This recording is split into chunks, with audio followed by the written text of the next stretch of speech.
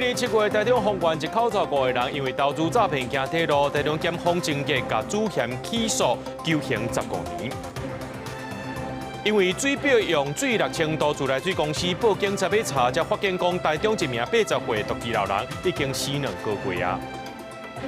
个人为做体检闪做兵的主嫌陈志明，获检方求刑6年，也那闪做兵的5名艺人，互求刑2年8个月。各位观众朋友，大家好，欢迎收看11月14 AM 新闻，我是嘉豪。讲到今年7月呢，台中丰原一口罩5个人因为投资黄金去防诈骗，无法度行销，落尾全部行底路。台中检方14侦查终结，认为这主谋姓李的查某人用假投资来甲因骗害死这5个人。检方依照诈欺处财、恐吓处财等多项罪名来甲起诉，求处15年。台中丰原姓王一口走5个人，因为防诈骗无法度来还正大条的贷款，规家伙仔选集体自杀。台中检方经过几个月侦查，伫14侦结，甲主谋姓李的查某人照诈欺处财、非法供钱、恐吓处财等真侪项罪嫌起诉，具体求处15年的刑期。李姓被告在案发后能矢口否认犯行，妨害侦查，毫无悔意，其行为造成5条宝贵生命消逝与严重社会危害。检方指出，讲姓李的查某人伫侦查中是以各种手段想要来影响证人，佮故意阻扰检警找真相。过程中，佮一直拖审问的时间，完全看不出为后悔的意思。案件的部分，目前佮有其他还未经过羁押的被告佮在侦查。检方嘛当在追查，看敢佮有其他的被害人。这个事件是发生在今年的7月，叫甲集团长的姓李的查某人，疑似是以代买黄金的手法来成王家，利用方式骗局的模式，以后证款项立征期予投资人，予受害者相信，收落来就投入更较侪资金，拢总互诈骗1536万了后，王家表达无愿意投资，各互恐吓，落尾因为压力伤大自杀。台中市议员谢志忠下晡嘛向大家转达王家囝婿的心情。只要他有得到应有的惩罚就好，但是我认为应有的惩罚就是重判、重判、重判。姓王的这对翁仔某含大汉查某囝，要找台中市议员谢志忠来တင်情，讲到无法度挽回王家这场悲剧。谢志忠转达起诉书内面王家的人留的批，表示讲希望阮兜的人的死亡会当卖互因搁伤害无辜的人。王家的老母搁指控讲，到死拢毋知影公司的名和地址，搁要面对毋知影当时才行会了的债务。谢志忠嘛表示讲，伫中牵线这市场的美容师嘛是共犯，检方应该要严查。专家嘛呼吁民众伫投资进程要保持理性。要拉你加入这种类似可以有抽成的这个组织的时候，这个都要特别提高警觉。一开始拿到的都只是自己的这个利息而已，他什么时候要卷款跑掉你都不知道。学者指出讲，这种方式诈骗的模式，假使若资金发生断裂，就会互投资人1块银嘛摕袂转来，呼吁民众爱提高警觉。记者综合报道。同款是台中伫咧北屯有一个80多岁独居的阿婆，昨昏发现讲伊死伫咧厝里，已经死2个月啊！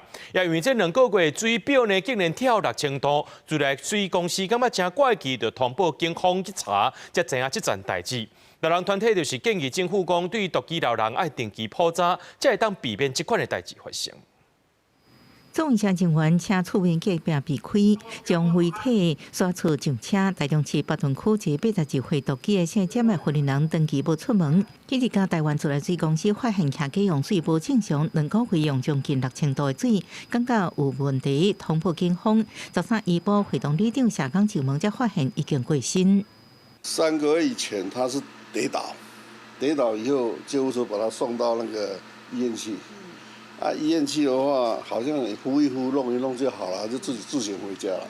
自行回家就没有再出去了。这半年左右，只要一旦有人跟他聊天，或是跟他有互动的话，或是关心他，他都会报警，然后会跟警察说：“哦，他偷我的房契，他偷我的钱。”婚姻人徛起伫巷仔内看起真久，厝内是放满物件。厝边甲里长讲，伊长期一个人住，无甲亲人共住。最后一摆看到是2到3个月进前，平常时甲厝边隔壁也真少互动。破门时阵发现灶骹甲浴巾水道头无关。台中市社会局表示，有一个查某囝本身经济条件甲生活自理能力好，历笑已经6年，平常时社工甲里长拢有关怀。一直以来，长辈的生活状况跟他的生活自理能力以及经济状况一直都不错，所以都由志工单位这边来做定期的关怀。或者中心，但这些可能是独居的长者，他们生活上的需要，而不是确认他是否独居这样状态。我们之后才有办法去面对这么大的人口群的服务的提供。风土老人福利基金会前会，卫福部甲内政部进行宣布要展开全台动脑普查，除了查出独居老大人的所在地，佮要了解相关需求，而且思考安怎鼓励老人行出家门，进入社区关怀据点，才能避免孤独死的案件佮发生。记者综合报道。讲到咱台湾这独身的人口是愈来愈多，照目前劳保和国民年金的制度，这独身的人若准不幸过往，财产敢若会当互符合资格亲人。若准讲你是无结婚或者是离婚的独身族群的，遗属年金会去互政府收到登记，身躯边的照顾者也摕袂到。就立委呼吁政府爱检讨，劳动部和卫福部就表示会来讨论。不管是劳保也是国民年金保险。年金制度拢是为着保障直到退休了后的生活稳定。也毋过，若是被保险人不幸过往，照规定是遗属会当摕到遗属年金。也毋过，即马全台湾独身的人口一年比一年搁较侪，无遗属的人年金的钱就会变做国家的。立委林俊宪认为无合理，主张爱修法，和政府的年金制度对时代调整。单身大部分都是没有符合资格的遗属了，那么你可以透过生前立下遗嘱，好指定一个受益人。那这个人受益的就是你这个投保人去世以后，可以请你一个照护补偿给付了。立委林俊宪强调，目前保劳保和国民年金的独身人口已经超过300万，认为政府应该重视这个问题。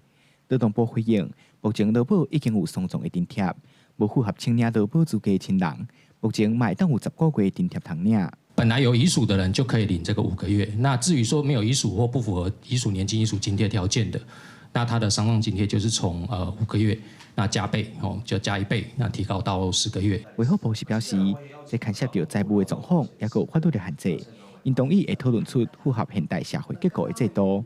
不过，搁要和专家学者讨论，这个必须要试射修法，哈，试射修法。那另外还有一块也是试射到我们的财务，哈，因为我们那是保险基金，所以试射到我们保险基金财务好的多寡而言。立委林俊宪是主张，会当将年金转做照护保障给付的概念。若被保险人在生进前是独身，无符合资格的遗属，会当透过遗嘱指定受益人来领这个照护保障给付。希望社会会当讨论，透过修法来完备制度。记者魏宗林、曾春佑台北报道。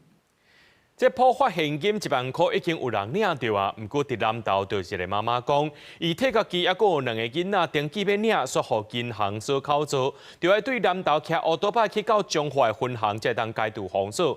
银行表示讲，这个考做因过捌有其他的风险因素放伫管，不会因为普发现金就甲锁起来。这个住伫南投的妈妈手机也摕出来，明明伊甲2个囡仔普发现金拢总3万，已经伫12显示入效。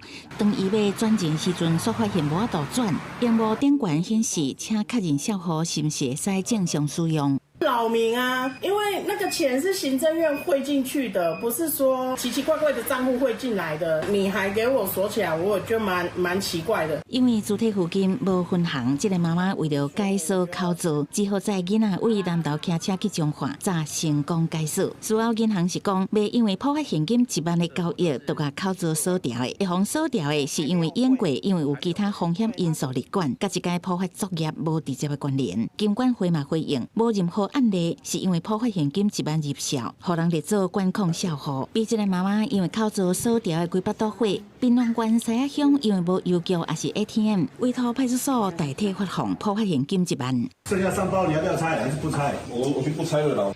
全面领普发现金1万持续伫进行。根据财政部的统计，到10时已经有1068万人领到1万。为17开始，民众到16间指定金融机构的 ATM， 看到普发现金的识别大纸，拢会当领。若是本人领，用家己的提款卡密码输入身份证甲健保卡卡号就会当领。若是未满13岁的囡仔，由法定代理人领，同款使用代领者的提款卡甲密码、身份证字号。不过健保卡爱输入囡仔的卡号。ATM 领现呢，那么都不会收这个手续费，民众也可以跨行来领取，非常的方便。如果这个账户已经结清了，你空有一张卡片，那当然也没有用。或者是说这个账户被警示或者被管控，那也会多到刚刚没有办法提醒出来的一个问题。财政部表示，全台湾提供领现金的 ATM 有2.8万外台，覆盖率超过8成。但是拄到 ATM 显示暂停服务，还是无钱出来，拢会当卡 ATM 边的服务电话协助处理。公司新闻采访报道。讲到今仔日，这台股市开价走价大落506点，收伫咧27397点。台积电的夜落30块，收伫咧1430块。连亚洲股市也拢表现无介好。就专家认为讲呢，这美国联准会官员放出暂停降息的消息，去影响到科技公司明年的融资状况，引起市场烦恼，讲这 AI 会变做水泡的担忧。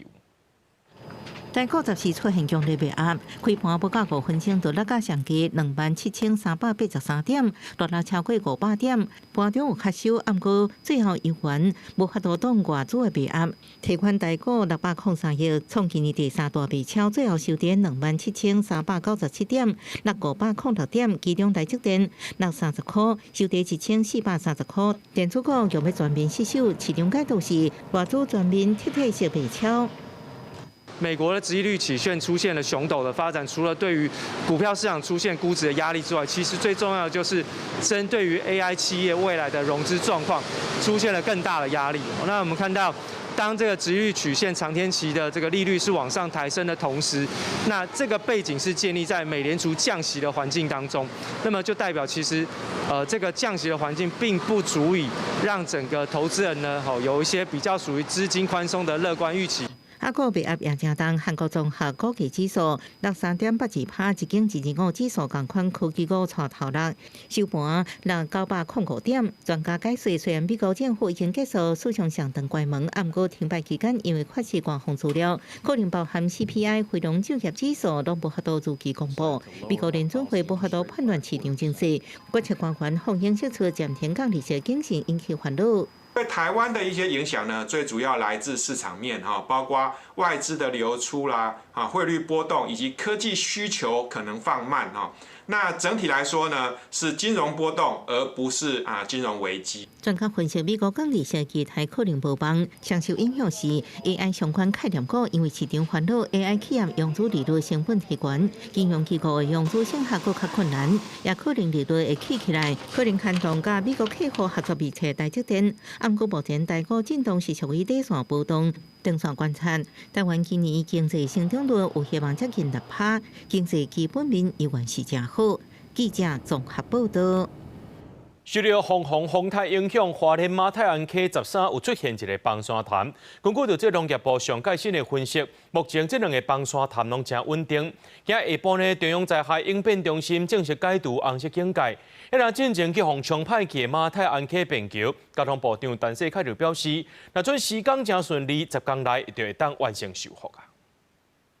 建议解除会务委平时监控机制。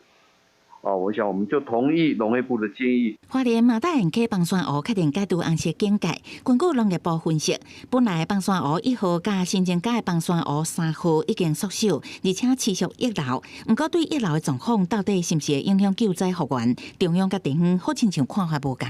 溢流是什么？如果还在河道里面，我们的工程当然可以继续进行啊。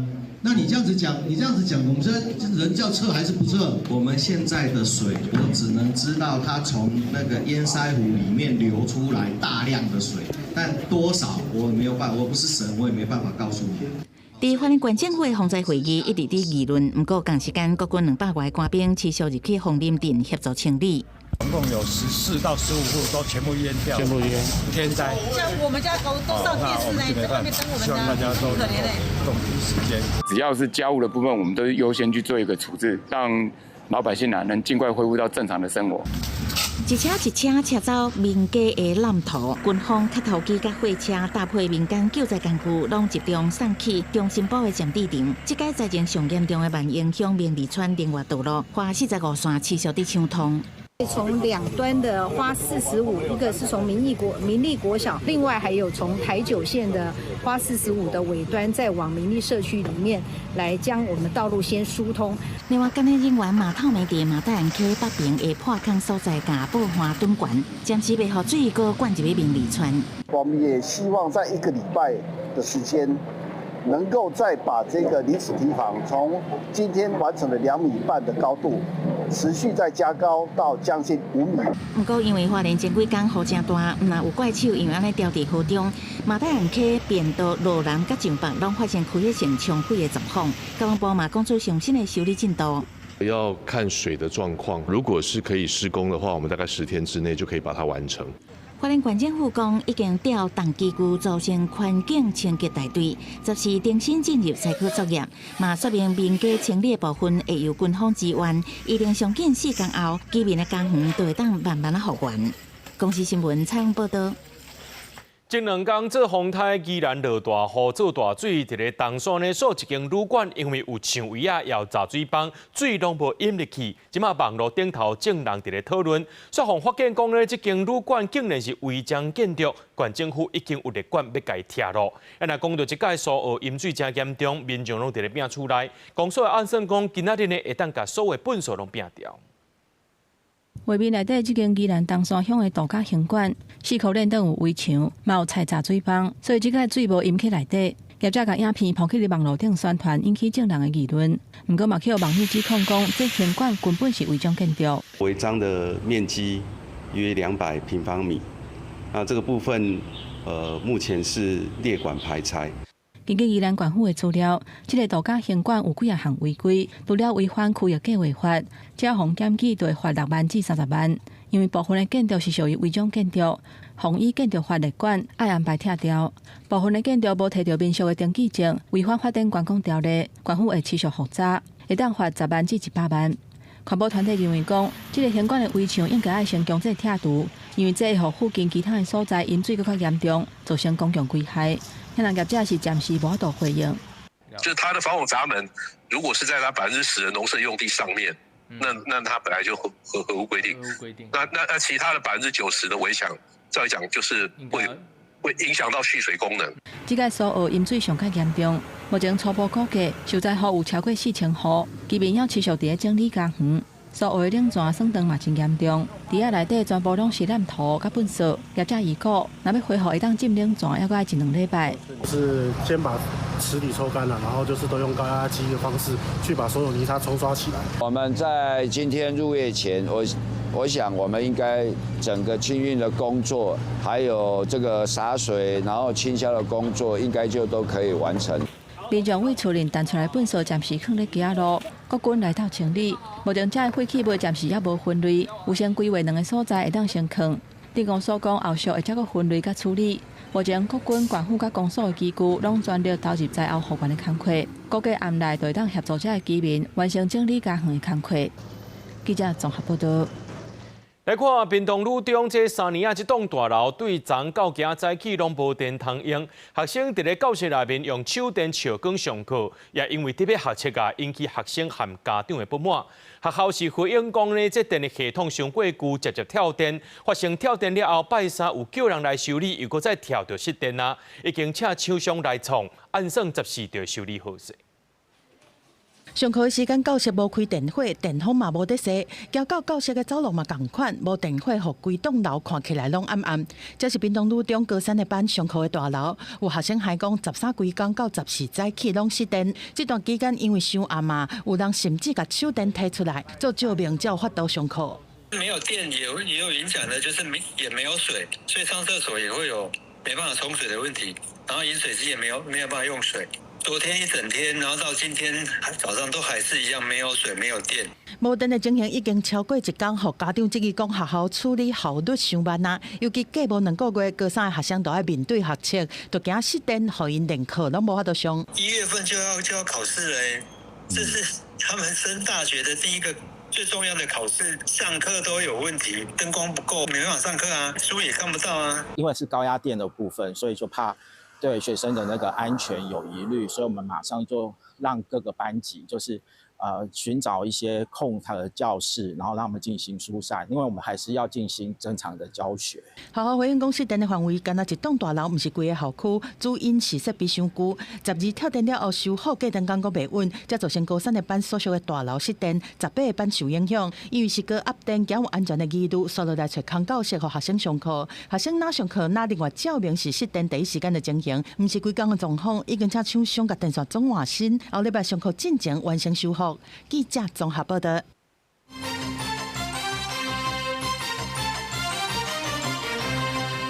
绝对想袂到讲，一个闪做兵的艺人却款款规关出来。这新北地检署今仔日侦测终结，依照妨害兵役治罪条例定罪，甲协助闪做兵的主嫌陈志明求处6年的刑期。也拿闪做兵的艺人邱杰凯、陈柏霖、昆达、张书伟、小杰等5个人，获检方求刑2年8个月。有什么想替自己澄清的？艺人王大陆今年2月表示找闪做兵集团，帮助贵族体为闪兵役。检警分别伫5月、10月开始第2波、第3波的搜索行动，有真侪艺人家己知影会防抓到，陆续出面来自首。目前专案涉案的艺人已经到17个人这么多。你会不会觉得花了钱没有免疫，很冤大头？完全没有觉得冤大头。我谢谢今天的检察官，还有所有的律师，然后让我直接面对我领照时候所做出的小荒谬。新北地检署伫6月第1波起诉28个人了后，14个起诉12个人，其中包括邱杰凯、陈柏霖、Energy 昆达、苏伟、棒棒糖、小杰等人拢伫名单内，而且求刑2年8个月。检方批评讲，这5个公众人物享受关注媒体关注，含名写早来社会红利，严重违背社会对公众人物的期待。闪做兵集团的首脑陈志明，控求处6年的徒刑。本署检察官侦办妨碍兵役案件，业经侦查终结，就主嫌陈姓被告具体求处有期徒刑6年，就相关役男分别依照其等应服兵役之时间，求处有期徒刑2年8月、2年2月及1年，以维护兵役制度公平及国家安全。邱杰凯经纪人表示讲尊重司法，暂时无要回应。棒棒糖成员廖允杰的经纪人是回应讲尊重司法定数，会全力配合所落来的审理。另外对 Energy 昆达苏伟洪起诉，唱片公司相信音乐讲会全力配合司法调查。记者综合报道。美国国务院批准上新一批对台军售，这总金额是美金3.3亿，是一寡予 F-16战机、C-130运输机和 IDF 战机的零件维修等等的服务，也是美国总统川普来到白宫了后头一摆对台军售。咱的总统府、国防部和外交部拢表达感谢。美国政府结束关门状态了后，国务院批准上新一波对台军售，总额3.3亿美金，差不多代表102亿的非标准航载零部件，提供 F-16、C-130运输机甲 IDF 战机零件维修等相关服务。佫是美国总统川普回归白宫了第一摆对台军售，渴望在1个月后正式生效。除了有助于维持我空军战机战备、巩固空防，亦可强化防卫韧性。提升应处中共灰色地带袭扰的能力。总统府甲外交部拢表达感谢，指出这是美方延续对台军售常态化政策，落实提悬台湾防卫能力甲韧性程度。不过，同款是向美国买有地表上强号称 M1A2T 战车，10月底才正式成军。不过，民进党立委王定宇考察了后说讲，国军无斗阵买美军的战场管理系统 BMS， 反而影响 M1A2T 的现代化战力。没有战场管理系统去执行现代化的 C2， 我们的训练科目没有这一块，还在用声音去指挥。我觉得我们陆军应该赶快补强我们的现代化的 BMS。传出宝贝原因伫美方无愿意卖，军方人士说明考虑咱的兵种协同甲联合作战问题，原本就无计划买美军的 BMS。未来会照国军自身的防卫兵力，建立专属的数位化指挥管制体系。我们的装备跟美军并不完全相符，可能有些其他的东西，像例如说，我们现在也在建制我们自己的无人机系统要纳入国军那个要建制这条线，我觉得它其实都要快，而且要考虑到它能够无缝整合。分析专家指出，美军强军拢家己一套机关系统，国军若要家己建立，除了进度爱赶紧，也确保无相容性的问题，顺利甲国军地面作战机关整合。记者综合报道。中国唔那抢讲要全世界追捕民进党立委辛碧阳，这妄称北京万南龙，也或者福建的公安局用赏金找出因的犯罪证据。所有网友伫咧社群平台讲要找出杀手，而且要伫咧台中集合。警方初步判断，这 IP 是对境外来的。那这拿赢立委无多进当极端言论，立委吴思瑶也讲，这中国目的就是要制造台湾社会内部混乱。我相信呢，以中国的这个反应来讲，看起来就是他们被突袭了，然后又要再来不管是跟踪啊等等之类的，我想说应该没有那么容易了。快闪这个民进党立委辛碧阳顶到电话院，对后中共全球通讯引起后续效应。伊讲，若作为中华民国国民不应该受中国的恐吓。只因为你伤害中国人的感情，只因为你认为台湾不是中国的一部分，然后他就说要制裁你，就说你要分裂国家。我认为我们应该要站起来，要守护整体台湾国民的安全。另外，民航霸将闽南龙也互对方发布现象通告，赏金换代票相关是109万。结果网友伫社群平台寻求赞助选手，甚至要求伫台中会合，讲要伫10时进行行动。非常不认同这样的一个网友的言论哦，大家要知道哦，现在是法治民主的社会，任何有这样子的伤害的行为呢，这都是我们不愿意看到的。该留言账号是以境外门号所申请的，那相关的留言是从今年的7月25日开始活跃。那留言的内容是针对两岸的情势或鼓励中国的贴文来进行留言，所以我们研判该账号是中国人士。中共是为伫全球长臂管辖，作为通信传播协会原本23要办国内第一场反跨境定下座谈会，结果也互不民进苏大会比较大偏口弹，甚至协会到警政署长申请恐吓，已经交由台北市政府警察局、大安分局刑事警察局共办当中。从国会议员到任何人无限的扩张，然后呢，要造成台湾社会内部的混乱，甚至造成台湾言论自由的寒蝉效应，这都是中国设定的剧本，我们真的要集起来反制，而不是来陷入中国所设的陷阱。闽南龙就是出现在派出所被提告，中国用私下来告知，把将是伫社群平台反同志针对全国政协主席王浩玲，甲国台办主任宋涛，看成两人长期迫害反共情绪，触犯中华民国宪法之害，同伫分裂国家罪，共款现象100万大票。记者综合报道。搁再提醒咱的观众朋友呢，若准你对外国寄的包裹内面有猪肉，唔管你是挑故意或者是袂记哩呢，若准寄来到台湾去互查到，头一届罚20万，第二届就罚200万咯。要讲到这非洲猪仔呢，引起咱众人惊吓，害到这猪仔产业了真侪钱。若这非洲猪仔过了后，解除禁令到今已经1礼拜啊，外界也伫咧关心讲，敢会开放用喷来饲猪咧？农业部表示讲，这猪笼若准有装这感测系统，喷有主头，落实地方稽查3项要件，就定好由地方政府来决定讲敢要开放。另外也规定讲，这10倍进前，所有饲猪的油喷车拢爱按 GPS。伫咧12月初6进前呢，就会把这监控主喷列入去法律内面，违规者上当废止再利用许可证照。台中爆发非洲猪仔初次全面解禁了1礼拜，14下晡搁开中央应变会议，会后表示，议员对猪只拍卖市场、屠宰场等各强度采检，议员是拢阴性。另外，外界关心包含台中市甲真济县市发出要禁止喷饲猪，中央是不是开放的态度？我们现在还在跟所有的猪农。还在跟所有的相关的行业来再进行讨论。我相信中央不会做，我们会做。这3个条件满足以后，更重要就是要地方政府同意因为所有的地方厨余再利用是由地方政府核发的。如果地方政府不同意的时候，那相对的这3个前提就没有必要执行。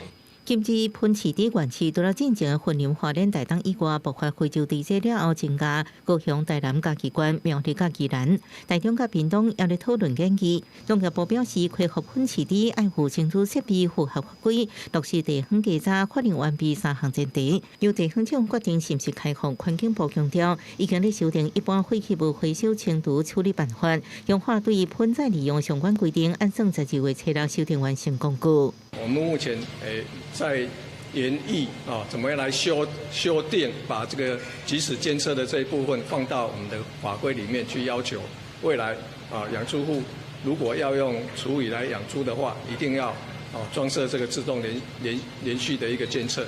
不管农业部拍算改进喷饲猪，全国饲猪协会按算12月测试上百抗议，批评中央唔敢担当，无顾规个第三业伫风险当中。不敢担当啊，都是条款在哪里？事业处理跟那个家庭处理禁掉就好了吧？我们讲得很清楚啊，苏市我跟你讲得很清楚啊。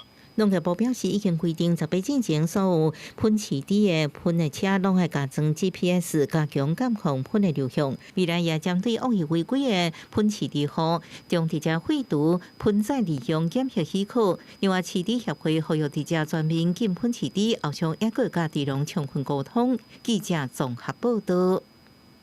咱劳工爱共款徛公平，劳工若团结就真有力。进前呢，有一位中英航空的空服人员破病上班，唔敢请假，落被不幸来过往。今仔日就民间团体来到民航局抗议，讲这空服人员希望民航局赶紧修法，定出着出勤时间等等的规范，确保着劳工的权益。咱啊工会团体也希望讲，这民航局呢就要加强执法，重视飞安，也有劳工过劳情形。也强调讲，花国较侪钱对航空公司来讲，一年赚几多亿是根本唔惊，共款继续违法。生命无价，生命无价，终结过劳，终结过劳。顶个月因为中英航空空服员不幸过往的代志，互外界开始重视请假权益。有空服员就讲，伊坐长途的飞行机去美国要做工课，公司敢若互伊坐伫咧经济舱休困，到位的时就要搁继续飞。也毋过航空器飞行作业管理规则就有规定讲，机组员若是过劳会当拒绝执行勤务。毋过实际上因为惊受到处罚，准讲过劳嘛毋敢依法拒绝公司的要求。空服员希望民航局修法明定休困时间，也有执行勤务的时间等等，保障劳工的权益。飞时将近18个小时，而飞机上轮休的床位不够，所以我有很多同事，他只能挤在经济舱的椅子上面8个小时。民航法规就说，因为它没有规定我们轮休的设备一定要平躺，所以呢，航空公司就钻漏洞。桃园市空服员职业工会讲，像中英航空、中华航空等等的航空公司，实际上常常出现空服员超时上班的问题。不过现有的劳动法令上当执法150万，对净利数十亿甚至上百亿的国际航空来讲，若违法去犯法，根本就无得惊。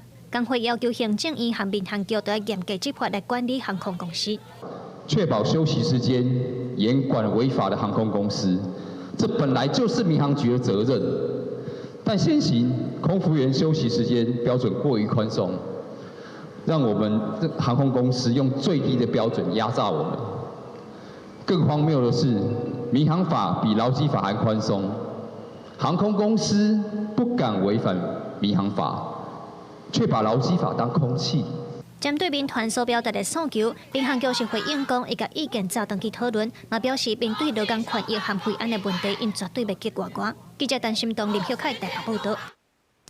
来看这条新闻进前，先来问咱的观众朋友，你有偌久的时间无伫咧台湾内面佚佗啊？讲到咧国内旅游呢，这观光署提出着2026年的补助方案，鼓励民众伫平常时啊，连续带2枚上侪补助2000块。有学者就讲呢，这国内旅游的旅馆呢，平常时啊，就爱有国际游客来搭。不过今年的国际旅客却是无啥爱来台湾。报道柜台人排真长，大概连续假日国人出国的人真多，看国内旅游以当日来回去旅行较多。为了提升国内带速率，观光署杀5大方案，明年开始国人伫平常时拜一至拜四来旅游，每人第一案补助800块，各带第2枚补助1200，甚至迄个月会阁抽带宿抵用券，游乐园凭票根，迄天甲隔天的带宿拢有优惠。另外，奖励企业伫平常时旅游，旅行社组团有一定以上的人数有补助。金峰跟离峰差好多。但是大家1到4不太会去，所以我们会有一个平日的鼓励的机制。我们自己国人确实是要去彼此鼓励啦，但是我们要有一些就是创新啊。如果想出去玩，补助这件事情并不是重要的选择啦。那最重要还是你的时间能不能允许。观光署讲，这几年国内市场人数已经有逐年增加，为110年开始1.2亿外，到去年已经来到2.2亿外。不过当日来回无大缩的趋势愈来愈明显，大缩率有较差。旅宿业对政府各项补助真赞成，也肯定这届有纳入奖励企业旅游组团伫槟榔社佚佗，也希望对这阵在较侪的东部地区会当搭配交通，也是举办大型活动的诱因。相对受灾的区域来讲，执行政策上能够提供更多的诱因，不然这个可能对于我们东部业者来说，这次国旅振兴方案可能又是看得到吃不到。最主要原因也是因为国际旅客的回流不理想。所以我们才要用这样的一笔预算来刺激更多的国旅。学者分析，本来当补助槟榔社大速率的国际旅客回流无理想，长期经营都要持续去拍国际市场。估计这届观光署有补助了后，国内旅宿大速率可望提高2.3%，差不多5成外，回来到疫情前的水准。记者采访报道。常常听人讲，在商言商讲买一间厝，对一个人来讲呢，真可能是伊人生当中的大代志。来看高雄有民众呢，6年前伫桥头区买一间有店面的预备厝，付10万块的定金，想袂到建商反悔，把这厝卖予别人，会当赚更较济。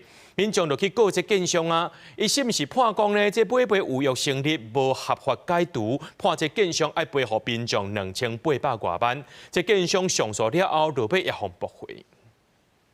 这一栋大楼拢是这几年新起的厝，这是高雄市桥头新市镇。有民众6年前向准当地发展，甲出名的建设公司卖1810万块1楼的店面预售厝，付10万块的定金。好亲像建商反悔唔认，以4452万的价销甲厝卖予别人，互民众起一个结果。他当初签的只是一个买卖房屋的预订单啊，价格只是表达他要买多少的价格，然后下的定金是10万块钱，而且在订单上面也有讲得很清楚，是价位要经公司同意时的售出嘛。以前在桥头这边的话，和楠梓这里，可能这边一坪大概可能10来万，但是就是台积电效应一来的话，可能都有翻倍的。民众质疑建商因为房价起悬毁约，建商主张当初签的是买卖预订单，法官审理了后，为双方的证词认定买卖预约成立，建设公司甲厝卖予第三人有过失，一审判爱赔民众2822万。建商表示尊重司法判决，是不是上诉爱搁内部讨论？没有了，就是多少就是多少。对啊，该快1倍有吧？既然已经签了约的话，你就不应该毁约。我之前就是买预售屋啊，对啊，就是可能相对现在年轻人来说，就是负担会比较轻一点。公社区其他住户证实，厝价因为台积电的效应，确实有明显起价。不过买厝时阵，无人要求爱加钱，也是撤销合约。专家提醒，类似预售厝也是预付费用的消费方式，签订客户进前，拢应该看清楚全部内容再签。各买预售厝的时阵，嘛爱确认有利益保证，才会当互家己加淡薄仔保障。记者采访报道。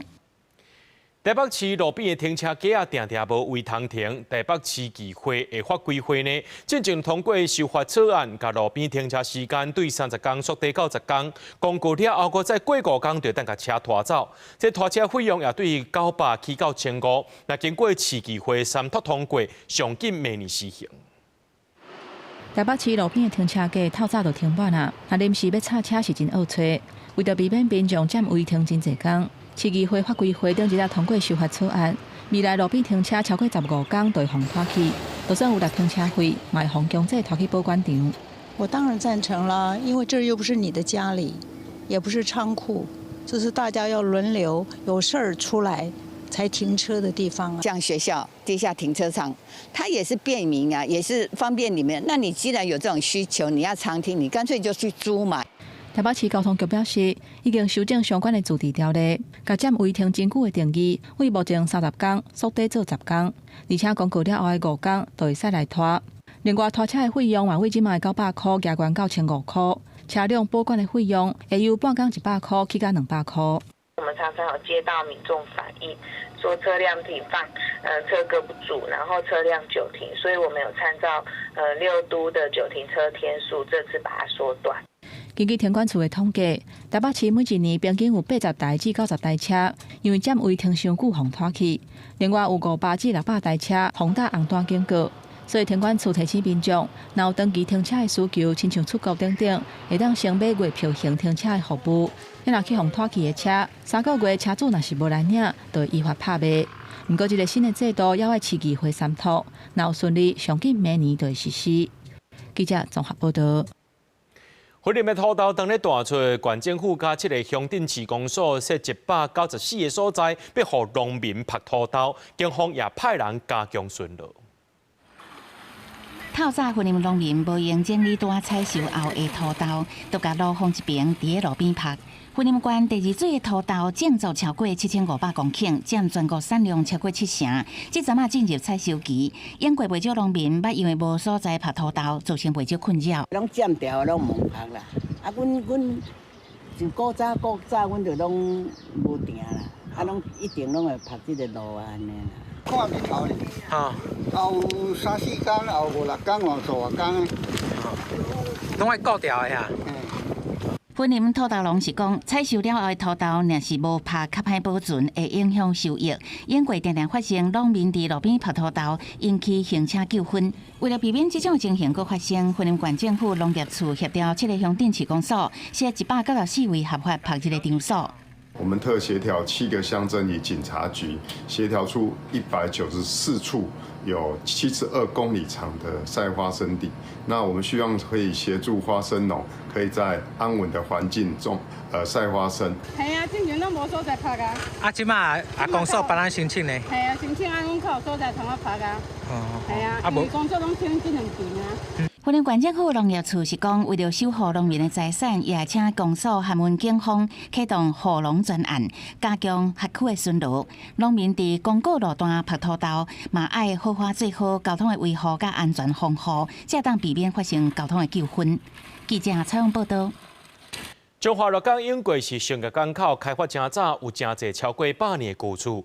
由团体举办这舞蹈行台活动，用舞蹈来表现旧厝的历史变化，甲即阵的生活模样，也希望和民众熟悉在地历史。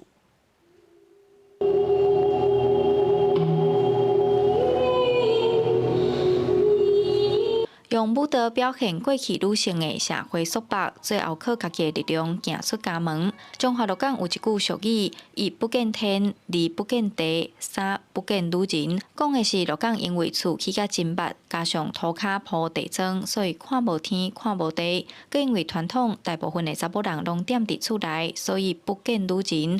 就地方团体举办旧厝舞蹈行搭，透过舞蹈表演，感受在地历史甲生活空间的变化。我感觉足新的呢，我以前拢毋捌拄过这种的表演哈。过去内底有一个即个古的建筑，早期上早吼是4000多栋，但是尾啊慢慢就愈来愈少去啊。用现代舞蹈啦、走图啦、家区的博物馆的这个观念，我感觉是非常好。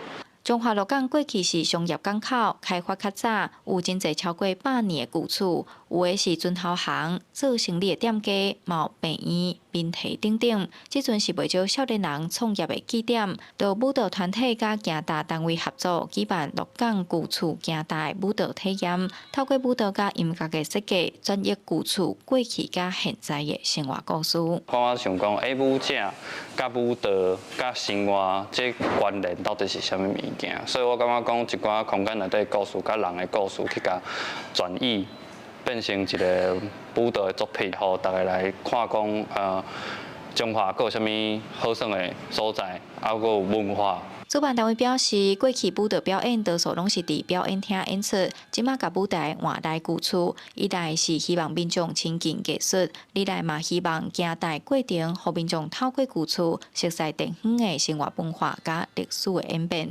记者杨淑静中华报道。咱来看国际新闻，讲到这俄乌战争要4年啊，寒天也特别来到。罗西亚当咧加强攻击乌克兰的能源基础设施。当地时间10时半暝，罗西亚对乌克兰首都基辅发动几落100架普京机和飞弹的攻击，上无有1个人死亡，24个人受伤。另外呢，这北欧和波罗的海8国也加入美国和北约主导对乌克兰的军事援助，大约是代表155亿。飞弹伫主题区放出火球，几600台无人机快速飞来攻击。14透早，基辅市民经过至少3波罗西亚的激烈攻击，规暝拢未困。这届大规模攻击针对基辅市区的主题大楼，至少有8区11栋高楼去毁损。罗西亚锁定乌克兰的能源设施、铁路系统，甲首都主题区一直攻击。乌克兰空军嘛用反飞弹系统，暗暝乌克兰的防空火力对陆国的无人机甲低空目标射击，伫空中画出真光的飞弹光焰。陆俄战争将近4年，陆军即阵啊伫乌克兰南部扎波罗热地区扩大攻势，国共占领3个村庄。泽连斯基13特别去前线视察，各慰问作战官兵。Здоров'я, хлопці. Слава Україні! Героям слава! Маю честь сьогодні бути тут. 这场攻击拄是基辅的西方盟友加强对罗西亚施加压力。12日，加拿大国泰华一场 G7 外长会，各国坚定支持乌克兰领土完整。拜时，欧盟财长马蒂布鲁塞尔召开会议，讨论加1620亿美金，互人冻结的陆国资产，摕来做贷款提供予乌克兰事项。暗过目前成员国当中，比利时加斯洛伐克也是反对的意见。This engagement and work also with Belgian authorities in this regard is ongoing. But it has to be said that there are always risks associated with action and with containing the aggressor, but the risks of inaction and not containing aggressor are even greater. 为了解决无共意见，欧盟先甲陆国资金的决定延到12月，不过乌克兰未等你，明年初就需要这笔钱来向美国甲欧洲购买更侪防空系统，加帮助无人机的生产。颠倒是北欧甲波罗的海8国，伫这个时阵拢伸出援手，宣布加入由美国甲北约主导，金额达到代表155亿的乌克兰优先需求清单，目的是协助乌克兰加强得到军援。伫欧洲设法支援乌克兰的同时，北约嘛同步强化自我防御。13北约伫俄亥国家罗马尼亚举行联合军演，法国派出2400军人，波兰、西班牙、葡萄牙加北马其顿嘛有参加。这届军演无意的是，当侵略发生，各国是毋是会当快速甲部队调到罗马尼亚加保加利亚，维护北约东边的集体防线？公司新闻洪如梅编译。超过1000名 Starbucks 工会员工13伫咧全美国大约是65间的门市发动无限期罢工，也因为这天呢，就是规年冬天上届无用的红白日，希望凸显自封登记以来伫薪水、工时和人工配置等议题拒绝和工会协商。这是 Starbucks 有史以来规模上届大抗争。不过 Starbucks 表示讲，大部分的店拢未受到影响。为啥一间星巴克是发起罢工，要求公司针对薪资、工时和人力的配置等议题，和工会代表开始协商。同款的场景13伫全美国45个城市的65间星巴克同步出现。1000多个工会成员各以选择星巴克一年内面上无用的红白日来举行罢工，目的就是要展现因的诉求，甲公司施压，提悬谈判的条件。We want better take-home pay, more regular hours, and the resolution of the hundreds of unfair labor practices that are endemic to Starbucks. But the company does not want to hear it. 在2021年成立的星巴克工会，对2022年就和公司展开协商，但是并无达成任何协议。工会成员都在假期期间发起罢工。星巴克强调讲，员工的薪资平均达点钟超过19美金，若甲福利算入去，总薪资达点钟是超过30美金，合代票是935块，已经是零售业上好的条件。但是工会成员认为讲，这嘛是无法度来维持生活。今年4月，星巴克提出协议，保证当年这种2%的加薪。但是并无对健保这福利做出调整，嘛并无随调起薪资。工会投票拒绝同意。这个月工会是提出最后警告，因为协商无成，对13开始加入工会门市开始无限期罢工。另外，工会嘛向全国劳资关系委员会提出超过1000件违法劳动的指控，在这内面就包括甲参加工会的星巴克员工开除。It's not a living wage. You know, it might have been a living wage decades ago, but it's not anymore. And so workers are reliant on SNAP and Medicaid. they're not able to pay for groceries, they're not able to pay their bills. 星巴克对疫情以来营运表现就开始变歹。2024年9月就任的星巴克执行长尼克尔实施10亿美金的定增计划，包括裁员涵盖几百间的门市。针对工会罢工，星巴克表示讲，美国境内加入工会的门市是无到4%，即马大多数的门市营运是无受影响。公司新闻张淑芬编译。美国杂志呢，把最后一个一仙钱的金额做出来了后，就要行入去历史啊！这一仙已经用232年，说因为这金额的制造成本贵、整悬，电子支付也愈来愈普遍，一仙已经无经济效益啊。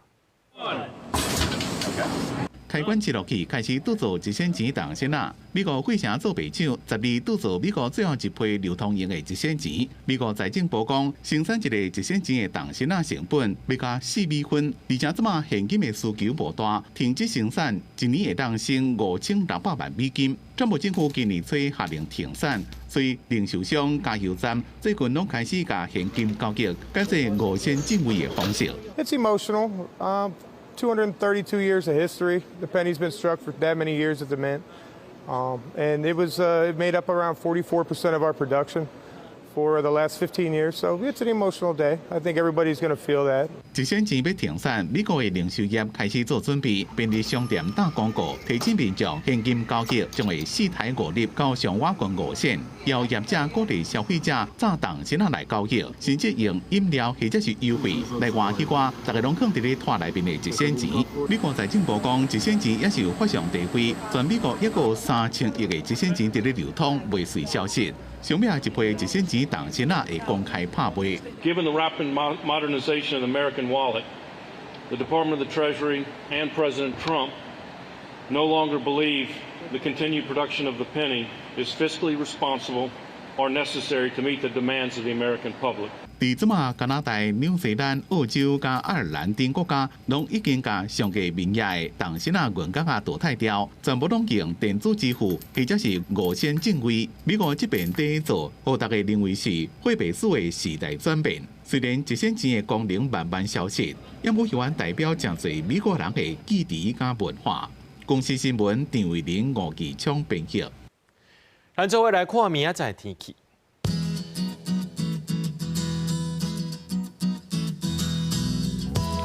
基隆、台北、桃园、新竹对19度到26度；苗栗、台中、彰化、南投、云林对19度到29度；嘉义、台南、高雄、屏东对19度到30度；宜兰、花莲、台东对20度到27度。天后金门马祖对17度到24度。一个未来3天的气象。